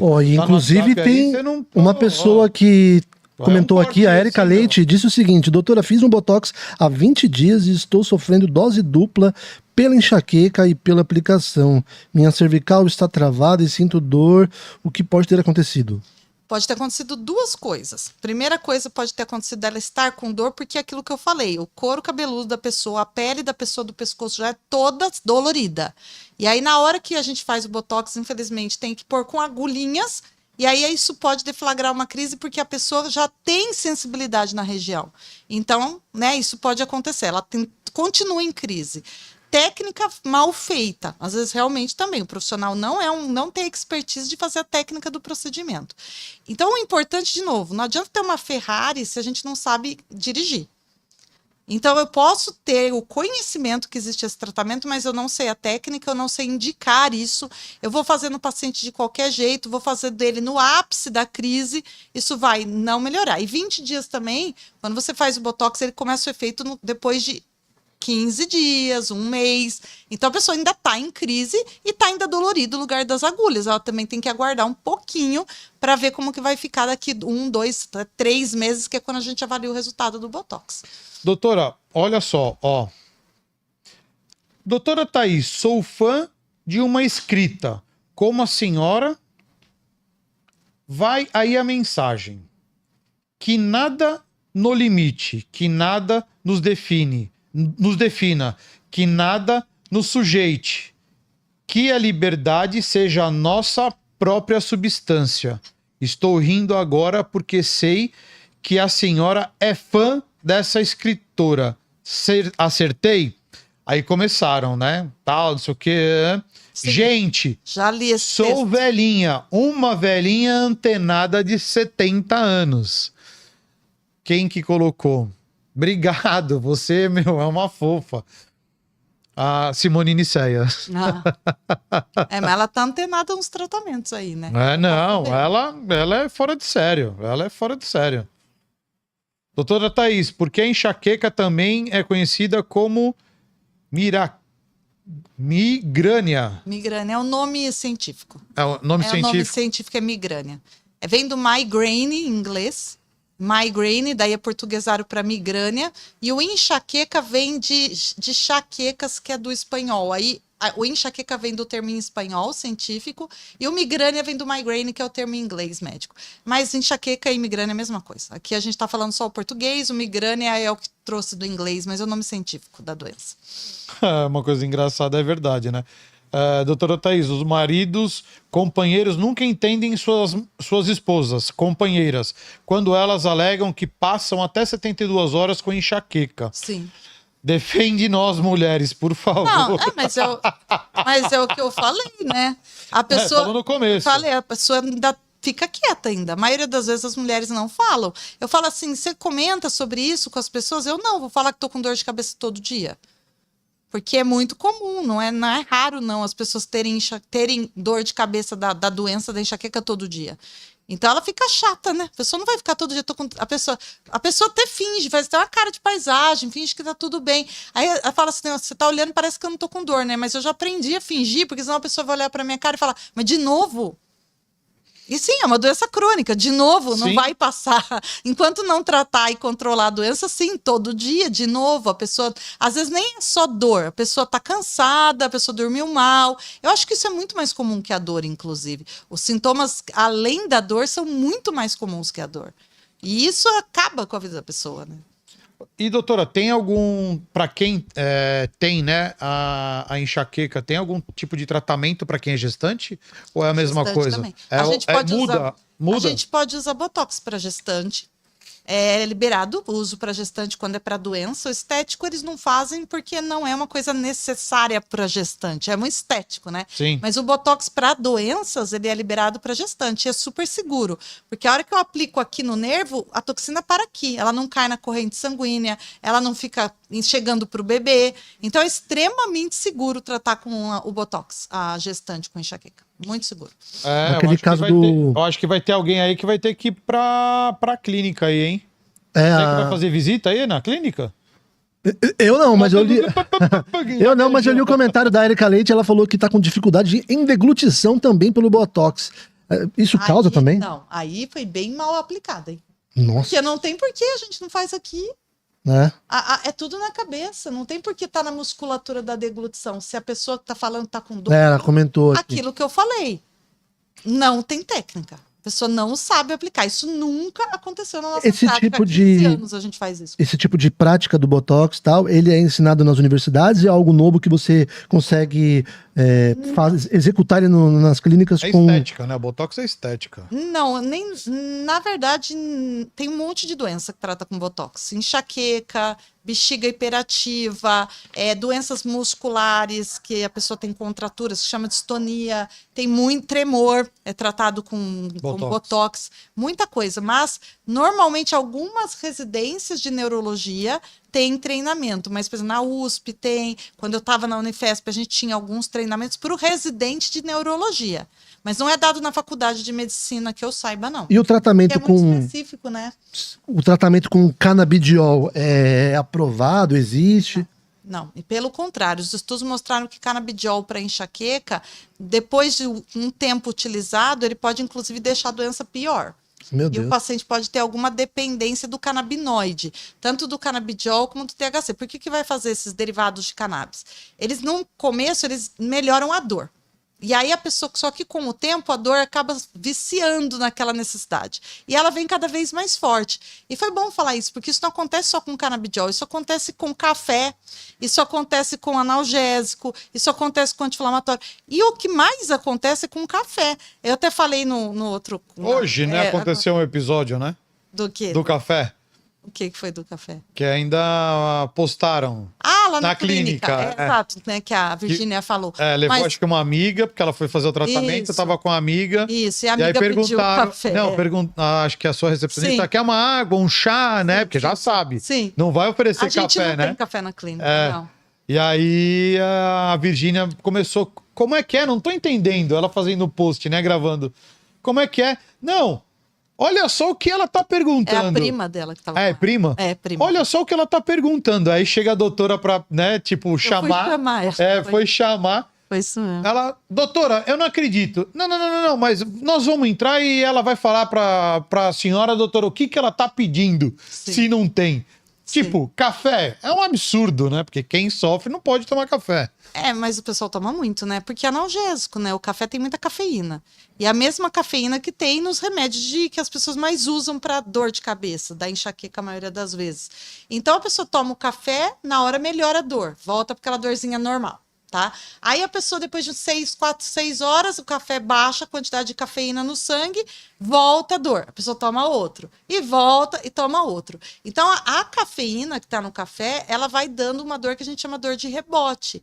E isso vai fazendo a doença cada vez mais crônica, entra num ciclo de vício que a pessoa não sai mais. Tenho certeza que tem gente aí que tá vendo a gente que acha, eu não tomo remédio nenhum para mim enxaqueca, aí eu só tomo café. Ou, se eu não tomar café, aí eu tenho dor. Então eu tenho que tomar café mesmo todo dia, no mínimo de manhã, senão eu já vou ficar com dor de cabeça. Já é o rebote. Isso é toda hora. E aí até a Virgínia tava falando que ela tava gravando o programa lá no SBT, e a pessoa falou isso pra ela. Aí ela falou, você não sabe, isso é da enxaqueca, você não tá sabendo de nada. É isso que é o problema. Você toma café e tá te dando dor agora por conta disso. Claro, se a pessoa não tem enxaqueca, o cérebro não vai lidar com a cafeína como um analgésico.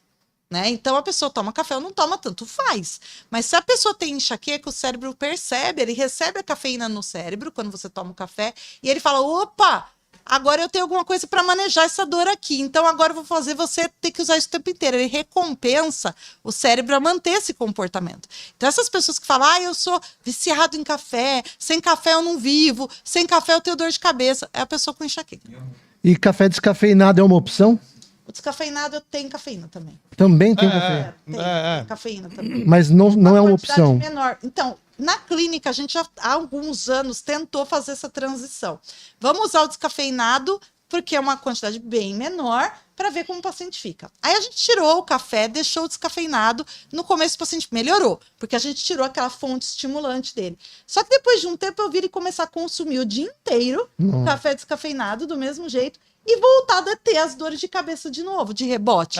E aí a gente foi estudar e tem uma porcentagem ali, não é tão baixa. A quantidade do café descafeinado é igual um copo de guaraná. Então nem é tão pequeno assim, tá? A quantidade de cafeína do descafeinado. Então não é descafeinado, ele é reduzido, né, em cafeína. E aí meus pacientes voltavam a piorar na minha cara. A gente falava, o que tá acontecendo? Café descafeinado. Né? Café descafeinado. É no último minuto da consulta. Depois que a doutora fez tudo... É sempre no último minuto da consulta que eu descubro. Não, eu tô tomando descafeinado todo dia mesmo. Várias vezes se liberou. Aí eu falei, tá bom. Aí a gente teve um movimento também na clínica de vamos tirar tudo. Aí ele sofria um tempo de abstinência de novo. A dor piorava, porque a pessoa não tomava, mas depois passava e aí respondia melhor ao tratamento. Então, quando a gente fala de botox, a gente fala de anticorpo monoclonal, tratamentos de ponta, de primeira linha. Se eu deixar o cara tomando café o dia inteiro, ele melhora um pouco no começo, depois não faz efeito nenhum o tratamento. Que maluquice. Olha uma coisa. Porque eu tô mantendo o estimulante, né? Olha uma coisa interessante. Olá, boa noite. Eu sofro de dor de cabeça desde 2020 e fazendo o exame para descobrir a causa, descobrir o meningioma. Mas é pequeno e faço o tratamento da dor com remédio. Topiramato. Topiramato, isso. Mas sem efeito. Porque provavelmente não é o meningioma. O que aconteceu? Ela foi buscar um médico para fazer exames. O meningioma é um tumor benigno, que na verdade a pessoa pode não ter sintoma nenhum dele. A maioria das vezes, quando é pequeno ainda, a pessoa não tem simplesmente nada. E o médico que deu o topiramato deu sim um medicamento que é para tratar enxaqueca. Então, provavelmente o médico achou isso é uma enxaqueca, ela tem também o meningioma, a gente vai acompanhar e vamos tratar. Mas por que provavelmente não tem efeito? É um bom medicamento. Tá na bula, que é para enxaqueca, tudo direitinho. Mas, de novo, se toma café todo dia, se faz analgésico frequente, o topiramato não vai ganhar do que está estimulando. É o que eu falo, é uma doença matemática. Se a causa é um cérebro excitado e eu dou estimulante, 1 mais 1, 2. Sim. Não tem jeito. Não vai sair disso. Então eu preciso, já é um cérebro muito excitado, eu preciso limpar ele, deixar ele não receber mais estimulante. E o café, refrigerante de cola, cacau, chá mate, aí vai para tudo que tem cafeína, isso vai fazer o quê? Vai lá, vai cair no sangue, vai para o cérebro e vai, além de dar um efeito analgésico na hora, mas vai excitar esse cérebro. Olha aí. Pré-treino, né? Tudo que o pessoal Sim. tá usando, energético, vai Sim, embora. sim. Olha aí, tá vendo, Ana Priscila? Agora vai de você. Já deixamos o link aí do Instagram da doutora. Vai lá agora se consultar, fazer uma consulta e vai por que tentar. que não tá dando certo? Exato, por isso que não tá dando certo. Sempre tem um motivo para não dar Com certo. certeza. Você falou, qual é o caso mais difícil?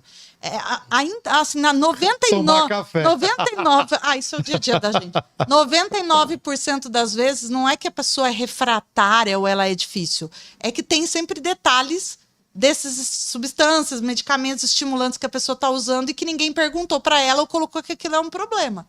Então ela vai ficar tomando, fazendo tratamento e não dando em nada. E se entupindo lá no café e nos remédios, né? O pessoal tá perguntando qual que é o tratamento que a doutora tá fazendo com a Virgínia. É o Botox e o anticorpo monoclonal. Ela faz os dois. E aí é para tratar de uma enxaqueca específica? Não, ela tem uma enxaqueca com aura. Ela já fez as crises com aura visual, já, inclusive. Uma vez das internações dela lá em Goiânia, ela até colocou isso, tem até entrevista. Se o pessoal jogar enxaqueca, a Virgínia tem entrevista dela falando da aura dela, que ela começou a ver tudo lá embaçado, teve ficou tudo formigando o braço, não sabia mais o que falar e tudo mais. E aí ela tem esse tipo com aura mesmo. E a gente está tratando com o padrão ouro, que é a aplicação do Botox e esses medicamentos anticorpos monoclonais. Ela faz o tratamento a cada 3 meses, as aplicações são. E ela já tá há quanto tempo? Ela tá no comecinho, ela fechou 6 meses o mês passado. Tá bem no comecinho do tratamento, mas já melhorou muito, ela tá feliz, tá controlada, tá contente. Mas ela tomava muito café, usava muito pré-treino e tudo mais. E agora parou com tudo isso? Parou com tudo isso, exatamente, parou. Aí as alergias. Gente, eu não estou emocionada, tá? Não, a galera... Não, eu tô deixando ela emocionada. É tanta pergunta assim, eu ó. não estou emocionada. É que a gente deixando... ligou um ventinho aqui no começo e agora meu olho com maquiagem fica lacrimejando. Poderia ter falado que não... Não. Poxa. Uma hora para, é alergia de olho só. Não tenho enxaqueca, mas tenho muitas alergias. São doenças diferentes, viu? Alergia e enxaqueca é bem diferente. E, doutora, tem a enxaqueca, tem alguma coisa a ver com tipo sanguíneo, alguma coisa? Não tem nada. Hereditário? É bem familiar. Já tem estudo que mostrou mais de 150 genes que predispõem a pessoa a ter enxaqueca. Mas é uma família. Normalmente, assim, tem avó, tem mãe, tem irmão, e vai. Aí a pessoa fala, eu não tenho ninguém para mim, só eu que tenho. Porque, de novo, a pessoa acha que é a crise de estar lá caindo de cama. Aí eu falo assim, tá, quantos da sua família são cafezeiro? Todo mundo toma café o dia inteiro na minha casa. E sempre tem uma explicação, porque eu sou mineiro, em Minas toma muito. Porque eu sou descendente de italiano, então você sabe que italiano toma muito. Eu falo que a pessoa sempre explica de algum jeito. Eu falo, tá bom, a sua família inteira está tomando café para manejar a dor. É isso, resumindo. Então não faz crise porque toma café. Se parar o café, faz crise. É bem isso, é bem hereditário, é bem familiar. E, doutora, alimentação, bebida... cigarro... Cigarro piora muito. Cigarro sério? Piora muito. Muito. O cigarro tem nicotina, né? E a nicotina é o nome. Cafeína, nicotina, tudo que tem a meninina, cocaína, vamos embora. Mas gente, é droga estimulante, tá? A nicotina é uma droga estimulante, pesada. E, de novo, imagina uma pessoa com enxaqueca, com o cérebro super excitado, vai lá e começa a fumar e jogar nicotina nesse cérebro. Até que no começo mascara muito a dor, porque tem um puta efeito analgésico, super analgésico, mas depois de um tempo a pessoa entra em crise e não sai nunca mais. É bem complicado. Fora que o tabagismo, para quem tem enxaqueca, aumenta muito o risco de AVC e de infarto. Muito, e muitas vezes, assim, muito perigoso mesmo. Tanto se o paciente chega para a gente e fuma, a gente fala, primeira coisa também junto aqui, tratamento, vamos começar a parar de fumar. Porque senão você pode ter um AVC, um infarto aí, a gente não quer que isso aconteça. Aumenta muito o risco de junção. Enxaqueca aumenta o risco de AVC e infarto. Ninguém sabe disso, mas é verdade. E a doutora falou que é muito, né, do período, né, de menstrual, a ovulação. É um dos gatilhos. É hormônio, não, é um dos dos gatilhos que... porque homem tem também. O homem não tem ovulação. É um dos gatilhos. Um dos estresse é um gatilho. Mas, de novo, por que a pessoa tem gatilho? Porque o normal não é a mulher menstruar. Isso é saudável. Se a mulher não menstruar, ela tem doença. Tá? O normal, o saudável é a mulher menstruar, ovular. Aí ela tá super saudável. Agora, como é que algo saudável pode ser um gatilho para uma doença? Porque aquele cérebro que é doente, ele é sensível àquela situação. Então a pessoa só tem gatilho porque ela tem a enxaqueca. E eu tenho que controlar a doença.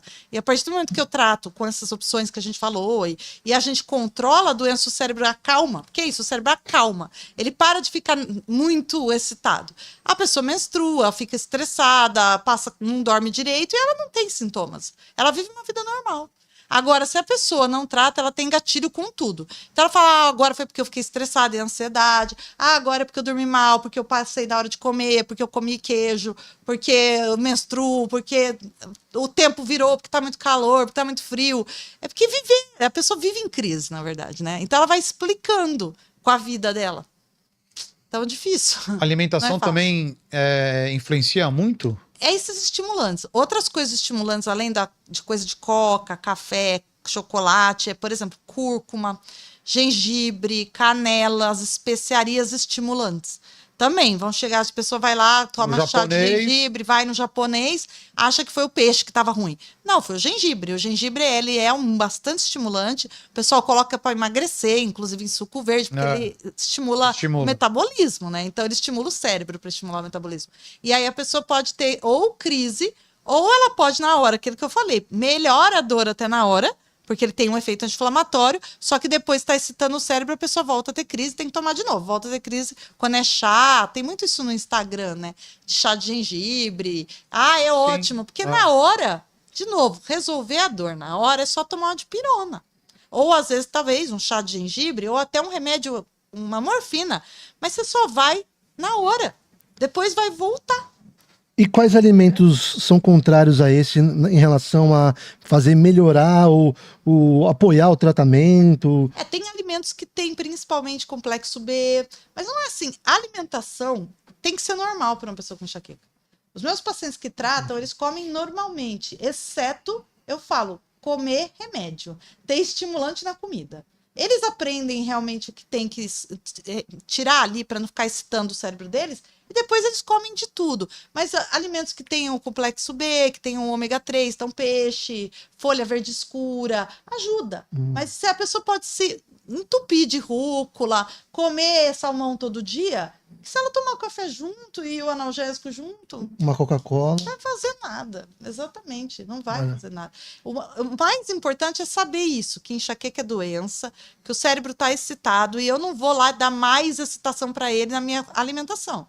Então, eu tenho que fazer o que hoje você falou da Virgínia falando lá. Ela já entendeu, ela sabe. Então, ela olha isso e ela come normalmente depois disso, assim como todos os pacientes que tratam. Tem postura corporal ou prática de relaxamento que pode ajudar? Ajuda. Porque, de novo, quando você faz uma meditação, tá certo? Você faz uma meditação, faz uma respiração profunda, você tá acalmando seu cérebro. Então, essas práticas de realmente acalmar o cérebro, baixar a excitação, são boas, são bem importantes. É tão importante, na verdade, a gente falar disso, porque tem que substituir o remédio. Porque senão a pessoa vai para dipirona, vai de novo para Neusa, vai para as casas. O banho quente também é uma delas, não? Banho é melhor morno, porque o banho quente demais, ele é muito estimulante também para essa inervação. Então a gente pede para fazer compressa fria. Isso é uma dica para o pessoal que está assistindo o podcast. Em vez de ir lá e já tomar mais remédio, tomar mais café, tenta fazer compressa fria, fazer bolsa de gelo, deixar esse nervo, o gelo, o frio. É que nem na febre, né? Que às vezes quando põe né, a toalhinha. A primeira coisa que pode ser feita. E para a dor da enxaqueca, desinflamar esses nervos com o gelo, com o estímulo frio, ajuda muito. Então, é uma prática não medicamentosa que a gente na clínica tem uma equipe multidisciplinar de fisioterapia, de nutricionistas, psicólogos, que passam essas práticas para os pacientes mesmo. Técnicas de meditação, respiração, compressas de gelo, como fazer isso na crise e também para acalmar o cérebro. O nosso objetivo vai ser sempre assim, acalmar o cérebro. Porque hoje em dia a vida já agita demais o cérebro. Eu falo, não precisa nem tomar café, a gente pega esse celular na mão aqui, ó. Depois disso aqui eu falo, tô nisso há 20 anos e te digo, depois disso aqui, os últimos 10 anos, e principalmente pós-pandemia, que ficou tela, A gente tá pegando as pessoas cada vez mais graves. É. Cada vez mais graves. É Tá, a verdade. gente não vai parar de usar o celular. Não. Mas a pessoa com enxaqueca tem que saber dar tempo. Ela não pode ficar ali, ó, naquela tela, estimulando com a luz, estimulando com aquele informação sem parar. Aí ela vai excitando e ela não dorme à noite, ela fica ansiosa. Aí, Então tem que diminuir. Nossa, gente, joguinho. E é o pessoal que mais fica no joguinho, né? Porque quanto mais excitado, mais quer liberar dopamina e aí mais fica nessas coisas repetitivas. Com certeza, doutora. Boa. Olha uma coisa, olha só que interessante. Na clínica fica gente fazendo agenda até que horas, doutora? Até às 8. A gente fica das 9 às 8. Érica Leite, você aí que tá com a dificuldade dificuldade deglutição, né? de glutição. Você colocou aqui agora. Agora, responde se você, pra gente aqui, quando que é que você agendou? Ela falou aqui, ó. Ela comentou que eu o irei médico fez na clínica garganta dia dela. 30. O que é? ela Entendi, falou? Felipe. Ela falou agora, mais pra trás no chat, ela comentou que o médico fez na garganta dela também. Não, imagina, não tem ponto na garganta não, gente. Enfim, Meu Deus. mas responde aí, quando que você... Porque ela tá desesperada, então ela marcou a consulta pro dia 30. Vamos lá. Olha aí, ó. Tem uma equipe grande, nós somos em 3 neurologistas, toda a equipe multidisciplinar, a equipe que faz os procedimentos de botox, somos 5 médicos hoje que trabalham, além do meu marido, que é meu sócio, mas tem mais 4 médicos também só para a área de procedimento. Todo mundo foi treinado, tem certificação, treinado tudo direitinho. Nunca aconteceu isso, nunca vi. Não tem efeito colateral nenhum. É Sim. um procedimento muito seguro e muito eficaz. Se, de novo, então eu vou lá, vou chegar pro dermato, falar para ele fazer. Até ele pode, às vezes, saber a técnica, mas tem que manejar a cafeína, os analgésicos. O manejo do paciente, que aí a gente, neurologista clínico, faz junto ali no tratamento integrado, é o mais importante. Porque senão você vai investir num tratamento e vai falar, piorei, ou não adiantou nada. Porque não é só ir lá e fazer. De novo, é o que eu falei, não adianta pegar a Ferrari e não saber dirigir. Você tem que saber manejar o paciente para ele estar apto a responder esse tratamento. Isso é Sim. muito importante. Tô ouvindo o episódio no meio de uma crise, dá até vontade de chorar. Vê-la falando com essa consciência do que a gente passa, que pra quem não tem, não faz ideia. Filipão, eu acho que você demorou porque já fechou a agenda da doutora, porque é 8h12, viu? Já devia de ter ligado às 8. Agora já foi. Vai ter que levar a dona patroa. Amanhã às 9 com horas. urgência, hein? Porque ela vai te apurrinhar a sua vida. Vamos, a gente leva lá, pô. Vamos lá.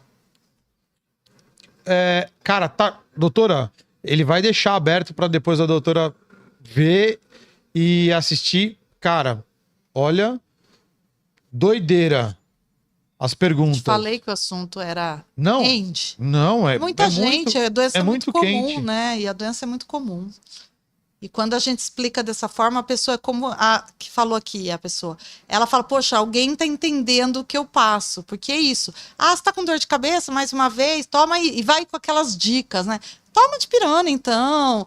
Vai descansar, você é estressado. Imagine, até do caso da sua filha. Imagine, coitada, ela chega com esse monte de sintoma e fala, é ansiedade.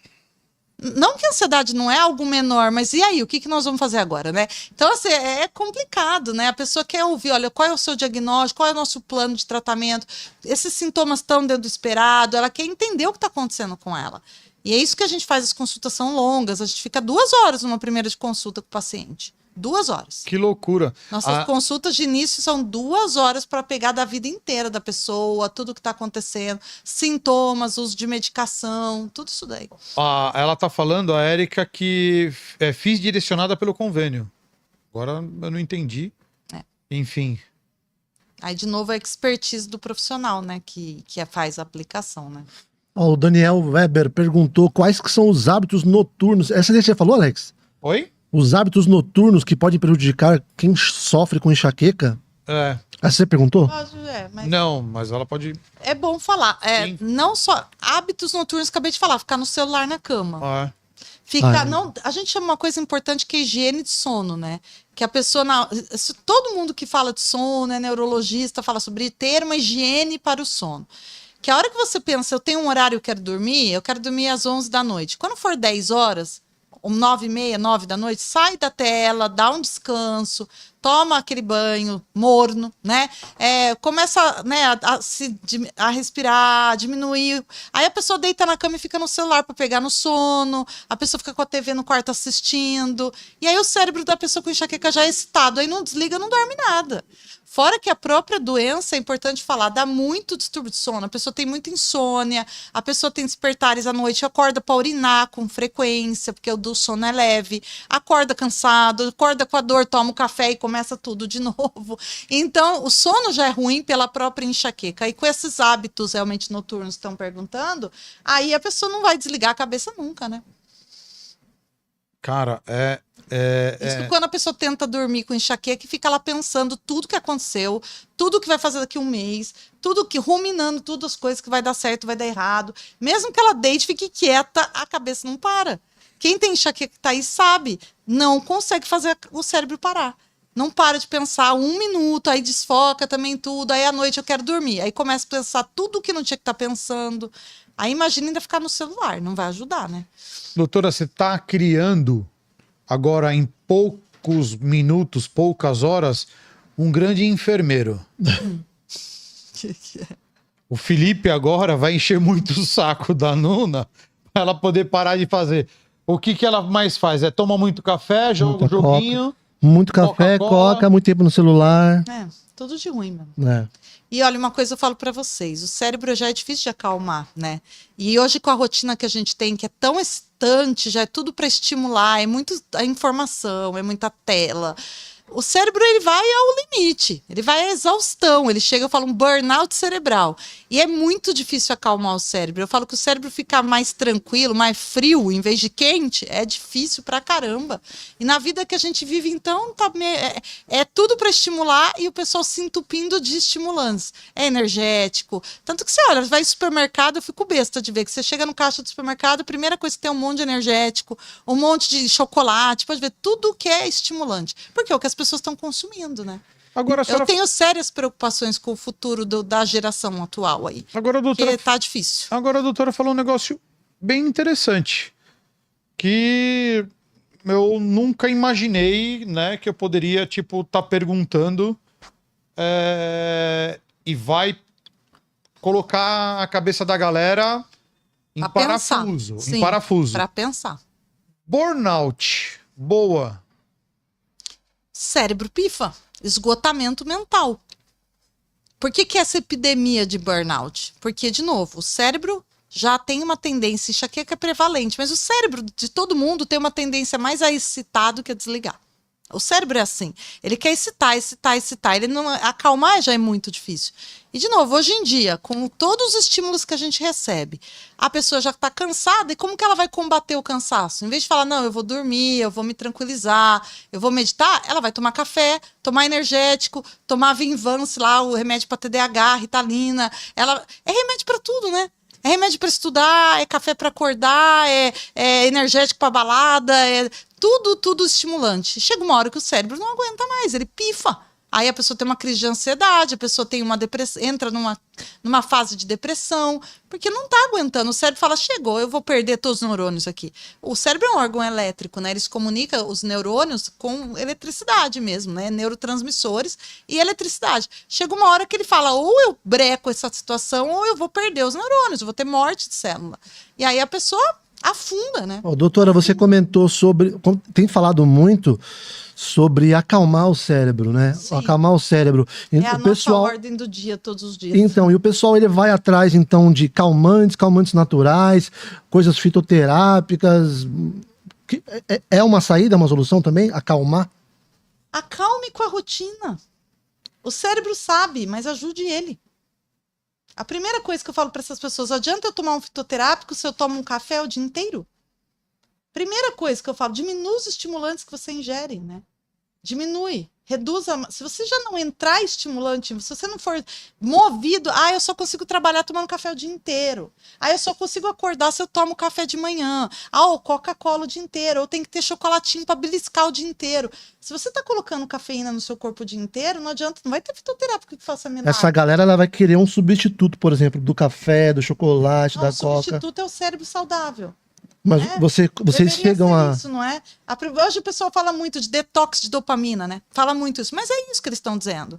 Porque o que acontece? Quando você coloca estimulante, você joga no seu cérebro neurotransmissores excitatórios, a dopamina é um deles. E a dopamina, ela gira prazer e recompensa e vício. Né? E vício. Então a pessoa fica gastando a dopamina dela até um ponto que eu brinco assim com o paciente. A enxaqueca faz isso. A doença, a enxaqueca, ela vai usando dopamina para estabilizar esse cérebro. E chega uma hora que ela precisa emprestar de um banco, ela precisa emprestar. Então vai no café, vai não sei o quê. Só que é que nem um empréstimo que você não tem com o que pagar. Você vai emprestar um para cobrir o outro, para cobrir o outro, e aí vem o rombo e o burnout que você está falando. Ou então o rombo e uma crise de enxaqueca com dor de cabeça homérica, que nunca mais passa. Eu falo, a primeira coisa que nós vamos fazer aqui é parar de emprestar. E depois pegar teu rombo e começar a pagar a dívida. E pagar a dívida é exatamente primeiro parar de emprestar. Não adianta sair do banco pro agiota. Eu tô falando do jeito meio figurado, meio besta, mas é isso. Não adianta a gente fazer isso. Nós vamos ter que uma hora parar, gente, respirar. O cérebro sabe desacelerar. Na pessoa com enxaqueca é mais difícil. É uma doença de um cérebro muito acelerado, mas um tratamento ajuda.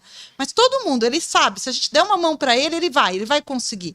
Mas se ele tá endividado até aqui, ó, ele tá precisando emprestar para todo lado, ele tá no buraco, a primeira coisa é parar de tomar empréstimo de dopamina. Aí o pessoal fala com essas coisas estimulantes, não só com as substâncias, mas com os comportamentos estimulantes, né? É isso, jogo, compra, compulsões, né? Então as pessoas começam a estar o tempo todo compulsivo pelas coisas. Eu falo que a substância leva a compulsão e a compulsão leva a substância. Então é um ciclo que não para. E é vape, você vê que agora tem de tudo, né? Aí um levou outro, aí o álcool, porque o álcool dá uma deprimida, mas aí ele cita de volta, aí você precisa dele. Então eu falei, álcool e vape com Ritalina, com analgepirona, com café, com... Gente, não dá, vai pifar. E aí tem algum remédio específico pro burnout? Tem algum tratamento para essa pessoa? Sim, a gente tem medicações que estabilizam o cérebro. Porque para dar aquela relaxada... Primeiro ele tem que tirar os que estimulam, e depois realmente fazer tratamentos que ajudam o cérebro a acalmar. O Botox é um deles, por exemplo, quando a pessoa tem enxaqueca. Mas tem estudo do Botox para ansiedade, para depressão. Não só para enxaqueca. Para pessoas que nem tenham enxaqueca, mas têm esses transtornos de depressão. O Botox foi bem favorável, inclusive. São estudos ainda preliminares, porque realmente o antidepressivo, né, ele é muito utilizado, inclusive tem um potencial estimulante também, o que é meio perigoso, mas tem estudo com o Botox e tem medicações, por exemplo, que acalmam, o topiramato, que a pessoa falou que está usando. É uma medicação que ela estabiliza. Ela não dá nenhum estimulante extra para a pessoa. Mas não adianta eu dar um para acalmar e ter 30 para estimular. É isso que a gente sempre fala. E a pessoa, é difícil, ela precisa de uma ajuda para sair, porque ela entra em abstinência. Na pessoa com enxaqueca, ela entra em crise de dor por abstinência de café, de analgésico, de estimulantes que ela consuma. Então, ela precisa de uma ajuda médica para isso, né? Mas a gente vai ter que fazer um detox dessa coisa toda. Não tem jeito. Uma hora vai ter que dar um basta, né? Boa. É muita coisa. Ah, tá. São muitas coisas, né, que a gente não mensura, não sabe. Sim. Né? Não a sabe. causa. Não sabe. E aí, exames que. Não tem exame nenhum para isso. O médico tem que ter expertise de investigar a vida dessa pessoa. E saber tudo isso. E isso que eu tô te falando, é assim, às vezes o pessoal fala lá no Instagram, mas ela fala que tem café não pode, da onde tira isso, não sei o que, porque não tem nenhum estudo realmente falando que o ideal seria não usar, tá? Mas é 20 anos vendo, errando e acertando. Como eu comentei antes, eu não via também, aí os pacientes não melhoravam. Aí depois a gente tentou descafeinado, aí o paciente não melhorava. Aí a gente viu que tinha outras fontes, a gente foi estudando. Não é de uma hora para outra, isso é uma vida, né? Você estuda uma vida toda para chegar num ponto que você sim tem uma visualização muito mais global da situação. Você tem uma expertise de uma vida toda. Então eu mesmo já não via também. Eu não perguntava para o meu paciente com enxaqueca há 10, 15 anos atrás quanto de café você toma, vou atrás das suas fontes de cafeína. A gente buscava já analgésico, porque naquela época a gente sabia que era ruim usar analgésico frequente. Mas essa parte alimentar de estimulantes é mais recente. A gente está vendo isso principalmente de uns 4, 5 anos para cá. E aí a gente foi vendo porque é isso. O paciente chega na sua frente e fala, eu não melhoro.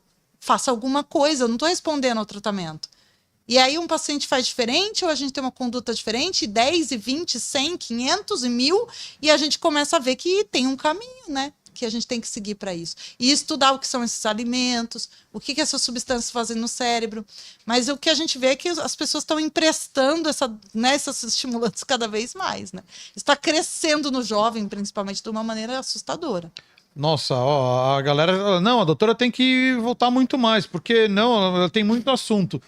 Agora, tudo isso, né? É que nem a doutora falou. Por isso que a primeira consulta demanda mais tempo. 2 horas. Porque a gente vai rastrear tudo. Primeiro, esse histórico da doença que começa na infância, todos os sintomas que a pessoa teve, até chegar a gente. Todos os tratamentos, o que ela consome, a alimentação. E aí, depois que passa pela gente 2 horas, vai para uma nutricionista da nossa equipe, que vai vasculhar melhor ainda a alimentação e os hábitos dessa pessoa. Vai num psicólogo para ver esses hábitos de sono, realmente sintoma de ansiedade, como é que é o estilo de vida da pessoa. Então, a consulta nossa é uma avaliação inteira. A pessoa fica, se ela vem de fora de São Paulo, por exemplo, que a gente tem muito paciente fora de São Paulo, 50% são de outros estados. A pessoa fica 2 dias para passar com a gente da neuro e com a equipe toda, e a gente tem todo o quadro. E aí a gente vai fazer todas as intervenções, entendeu? Ele não toma também.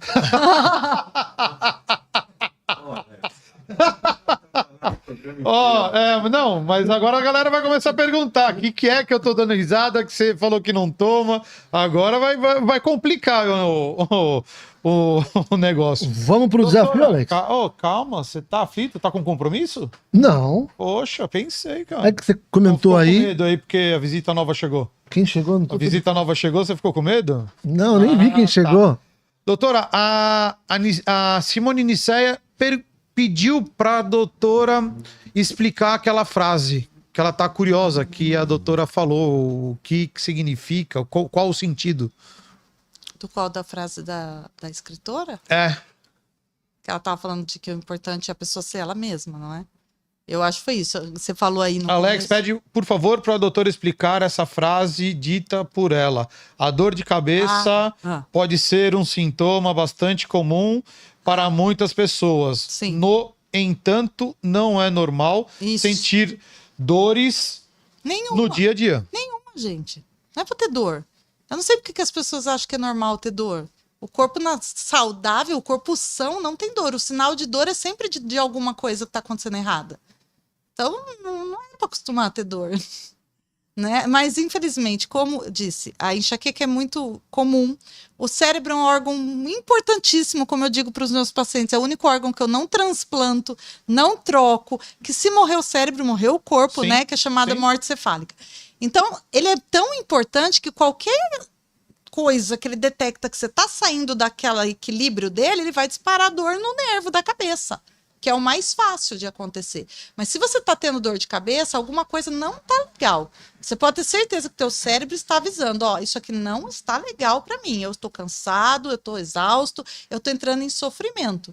E aí a pessoa entra nesse ciclo eterno e, normal, banaliza. Até porque, de novo, vai ficando desatento, a doença vai mexendo com a cognição da pessoa. Então eu falo que a pessoa, quando chega para mim com dor de longo prazo, com a enxaqueca da vida inteira, ela chega, ela tá meio aérea, assim, sabe? Você fala com a pessoa, ela tá meio fora do ar. Aí depois a gente começa o tratamento, a pessoa até volta, sabe? Ela chega com outra cara, outra face, assim. Eu falo, opa, oi, né? Você voltou. Porque a pessoa tem que estar muito fora do ar para acostumar com isso, né? Mas faz parte, o cérebro em sofrimento, ele vai perder a crítica. Ele vai perder o julgamento, ele vai perder a atenção do detalhe, ele vai perder o alarme. O alarme não serve para mais nada. Ele disparou e a pessoa acostumou. É o que eu falo, se sua casa disparar um alarme de incêndio, você vai lá desligar e não vai ver onde está o fogo? E é isso, quando você toma um remédio ou um café para passar dor, você até desliga o alarme na hora. Só que o fogo tá pegando do mesmo jeito. Uma hora a casa vai incendiar e você perde tudo que você tem. É verdade. E é o que as pessoas fazem, infelizmente, porque não tem o conhecimento, ninguém conversa talvez desse jeito, as pessoas estão normalizando. Porque como é comum, é aquilo, é banalizado. Né? Com certeza. Mas galera, não vai sair porque o seu cérebro, agora você se diagnosticou que seu cérebro tá agitado, ficar saindo tomando calmante, pelo amor de Deus, hein? Não, nem tem vai que procurar fazer o profissional. Nem tem que fazer Ou isso. melhor, vai na clínica da doutora Thaís. Ou faz técnica de relaxamento, tenta dormir, faz uma higiene de sono, prioriza. Dormir Mas a não galera é. sabe o que ela vai Dormir falar? não é perder tempo, Então, que as mas pessoas sabe o que ela vai acham que falar? dormir Não, é eu vou perder jogar tempo. o joguinho aqui, deitada na cama, Isso aí. assistindo uma série que eu vou relaxar. Nossa, muito. Com certeza. Você vai, na verdade, acelerar e você vai parar de pensar. Você sabe por que as pessoas fazem isso? Porque elas falam, enquanto eu tô jogando, eu paro de pensar. É. E não. Você tá enganando, você tá trocando o foco. É. Então, em vez de o seu cérebro já estar acelerado, você bota o foco em algo estimulante para verdade. distrair a tua aceleração. É verdade. Gênio, né? É. Tipo, meu. Mas é isso, a E tática. a doutora, tem enxaqueca? Não tem. Eu durmo à noite. Mas eu acho que Porque é importante. uma coisa impressionante, Mas né? é Porque a sua importante. cabeça... Pelo amor de Deus, né, doutora? É uma Mas coisa assim impressionante. É importante não ter. Porque eu tenho que ter esse olhar de fora. Eu acho que por ter o olhar de fora, você consegue analisar de um outro, É o estudo, de um né? outro e olhar de fora. É. Porque às vezes, se você está no mesmo circuito do paciente, você sabe que a maioria dos neurologistas que se interessam pela área é por causa própria. Eles fazem porque tem.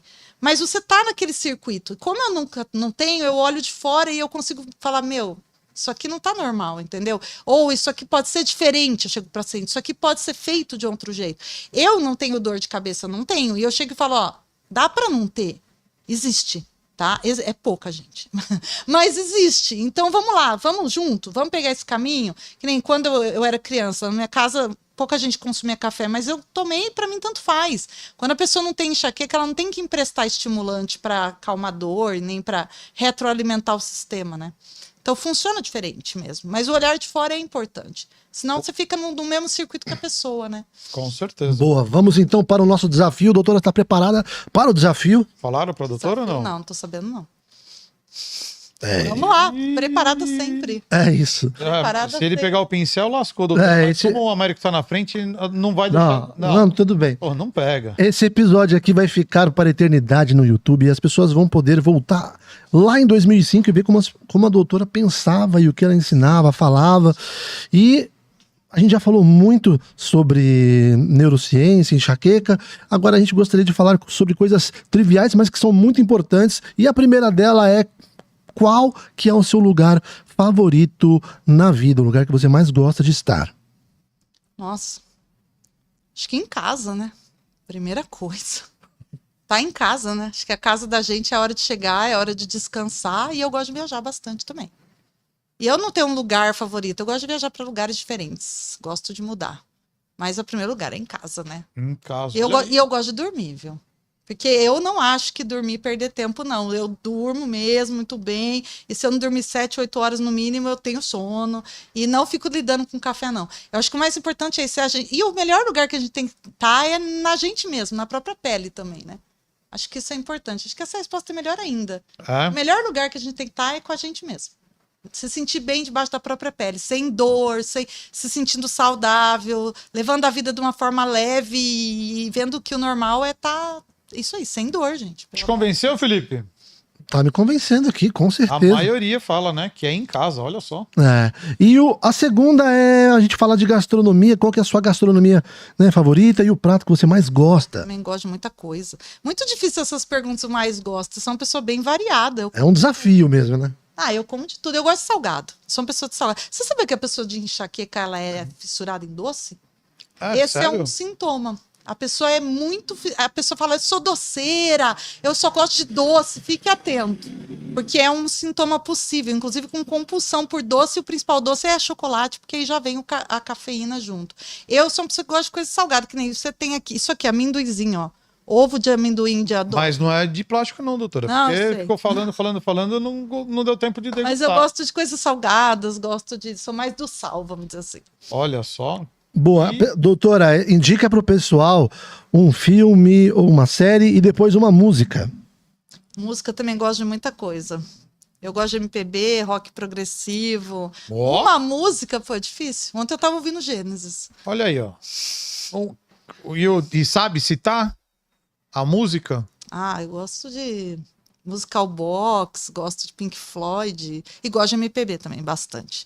Bem variado, difícil falar uma música. Então, mas ontem que te despertou que você Eu tava tava... vendo no YouTube. Eu gosto de ficar vendo música no YouTube. Mas muita música, eu gosto de música variada. Uma música também, puxa, é difícil. Vai, eu gosto de... Ai, gente, me deu branco. Mas eu gosto de isso aí, de Gênesis. Gosto Pink Floyd, MPB. Então você já pegou a Led visão. Zeppelin. Boa, já. Starway to Heaven, pronto, vai. Olá. Qual? Falei uma, que eu tava falando ontem pro meu marido até. Eu falei, nossa, acho que do progressivo ainda o melhor ainda é Starway to Heaven. Que eu gosto de Starway to Heaven desde que tocou na Top Model em 89, né? Eu tinha 10 anos. Oh, nossa, alguém falou aí. Você lembrou, né? Trilha sonora de Top Model, 89. Olha isso. O personagem era o vilão da novela e a trilha dele era Starway to Heaven. E eu gostava muito. Eu desde tinha 10 anos aquilo, tipo, nossa, isso é muito legal. Então, uma música pode ser Starway to Heaven. Olha, ó. Boa. E um filme e uma série, tem alguma indicação? Filme, série? Nossa, série também, gosto de muitos. Série, eu gostei bastante de Dexter, gosto de séries. Eu gosto de série de não fantasia. Meu marido gosta de série fantasia. Eu gosto de séries assim, não fantasia. Então, Dexter. Nossa, vai, me ajuda aí. Breaking Bad, exato. Séries com pessoas. Personagens que contam histórias de pessoas. Histórias terríveis. Terríveis e não tão terríveis também.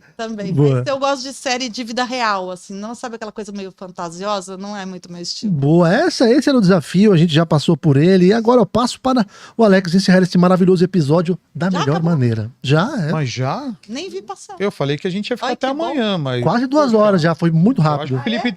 o Felipe Ai, acho que falei tá... pra caramba. Acho que o Felipe tá com um compromisso, porque ele já, Nem vi, já falei, mandou... falei. Mas, doutora, antes de eu encerrar, com uma dor muito grande no coração, porque o papo foi demais, a Simone Niceia, ela colocou, eu acho que umas 18 mil perguntas para eu perguntar, mas ela repetiu.